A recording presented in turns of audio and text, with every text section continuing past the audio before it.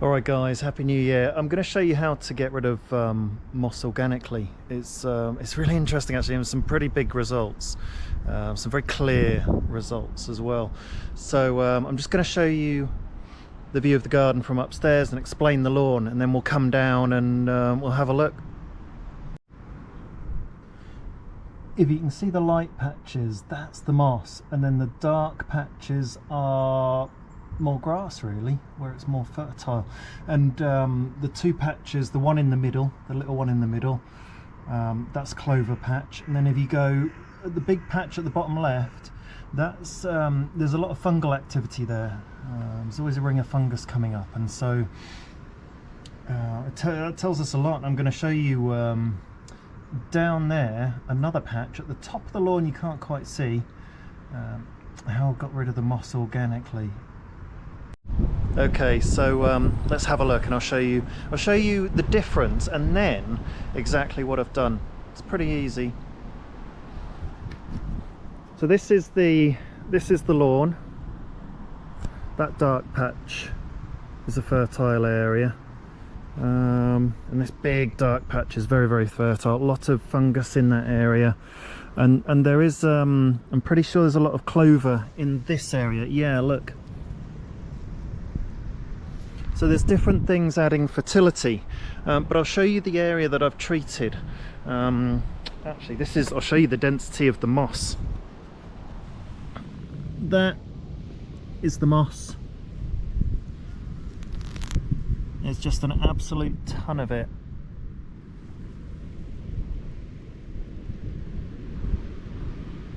And it's really clear to see there's some really, I mean, a lot of it is very dense, and where we are, we get the right conditions for moss. So only the two dark areas really are quite moss free, and then the rest of it is just, it's crammed full of moss where I've just showed you. But this area here as well, you can see there's a little bit of a colour change. So you go up to here and then boom, there's the colour change across there. And so I've treated a strip along there, and I'll show you up close, and you can really see the color difference. But this is the visual distance. So we go, this is the closest moss, and then the patch is just here. So the treated patch up close, there's very, very little moss left. And I'll show you a couple of different observations as well. We have had signs of digging from badgers. We do have badgers. So badgers have chose to dig little holes in this area and leave this area alone. And the reason is, when I put the treatment on, it basically supercharges the soil with life and with fuel as well, and then the natural cycles start to take over, and it does it all for you really. So I'll come and you've seen the difference, and I'll show you exactly what I've been using. Come and have a look. So we'll go to the back of the garden.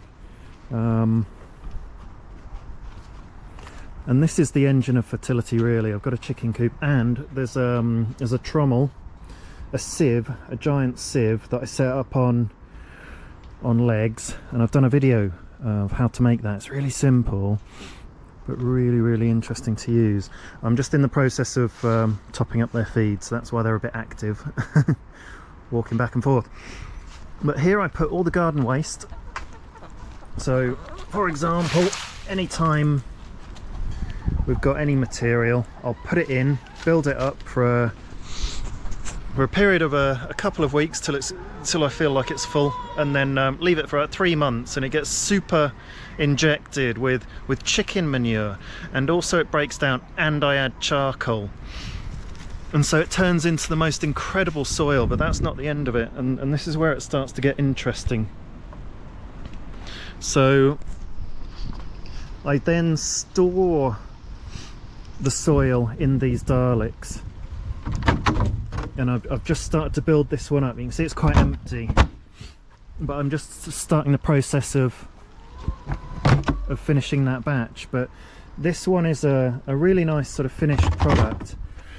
And what happens, this is the example just here. In fact, this is perfect. So that's a piece of charcoal and that's a worm. Now, when the soil is taken from the chicken coop after 3 months and put into here, it sits and it gets totally eaten through by worms. And what the worms do is that they're cycling it, processing it, cycling the nutrients, processing the soil. They eat the soil, and what comes out the other end is worm castings, and so that adds to the pile.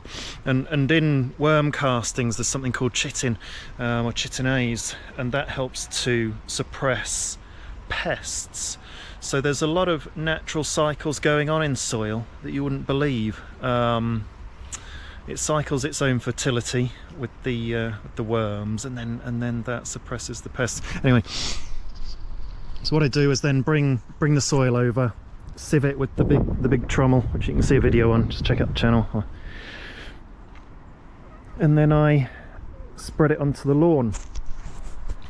And it's absolutely worked. And the very most simple thing you can do is make your own compost. When you mow the lawn, bung it in a pile, put it in a Dalek like I just showed you, plastic thing, or just in a pile on the soil. It doesn't really matter. And if you just leave it for like 1 or 2 years, it's going to do itself, and then you can spread it back on the lawn. Because what we're doing with our gardens, with our lawns, and I'll show you, is that we are taking away the fertility. We're harvesting the fertility, we're putting it in the bin, and then we're taking it away. And so we need to find ways of keeping the fertility in our soil, or putting the fertility back. And you don't need to use chemicals because they destroy the life in the soil. They'll kill the worms, and then you won't get that natural pest control, and then they won't be cycling through the nutrients. And this is the culprit.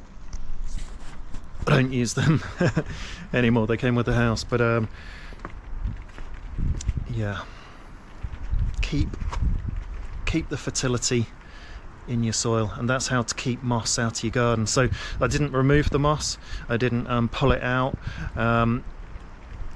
It just stopped growing when I fertilized the lawn with my organic compost. And I'll tell you about how I started this journey, really. I saw a farmer on YouTube, and he said he thought that moss grows when the soil is lacking fertility, and he said he thought it was to do with a calcium deficiency. And so that sparked my interest, because I had really mossy ground, and it makes sense because you're taking away the fertility. You're mowing your lawn, and you're removing the fertility. So, and there was another farmer as well, just out of their own mouths, their own words. And so I experimented, and you have to really, you can't really take what people say for granted. You have to test these things out yourself, because some people, they're not always right. And so I went on this journey to naturally fertilize my lawn, thinking, what if it has a calcium deficiency? And this absolutely proves it. It proves it without a shadow of a doubt that it's about fertility. And yeah, I absolutely understand that moss grows because it's on infertile soil. So hopefully that helps you. Like and subscribe if you think this is useful, and see you in the next one.